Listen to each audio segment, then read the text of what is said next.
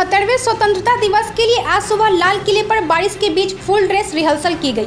15 अगस्त को लाल किले के प्राचीर से 7वीं बार प्रधानमंत्री नरेंद्र मोदी राष्ट्रीय ध्वज फहराएंगे। इसको लेकर सेना की टुकड़ियों ने आज अभ्यास किया। वे पूरे ड्रेस में थे। 2 दिन बाद 74वां स्वतंत्रता दिवस देश भर में मनाया जाएगा। कोरोना काल में स्वतंत्रता दिवस समारोह कार्यक्रम में भी तब्दीलियां की गई हैं और पूरी दिल्ली में विशेष चौकसी भी बढ़ा दी गई है। पीएम मोदी कोरोना काल में कोरोना वॉरियर्स को शुभकामनाएं भी देंगे और देश को नई चुनौतियों से मुकाबला करने का संदेश भी देंगे। वहीं झारखंड की राजधानी रांची में भी स्वतंत्रता दिवस समारोह की तैयारियां जोरों पर है। इस वर्ष यह कार्यक्रम मोराबादी ग्राउंड में आयोजित किया जाएगा। इसको लेकर पिछले दिनों उपायुक्त छवि रंजन और वरीय पुलिस अधीक्षक समेत अन्य अधिकारियों ने स्थल का जायजा भी लिया था।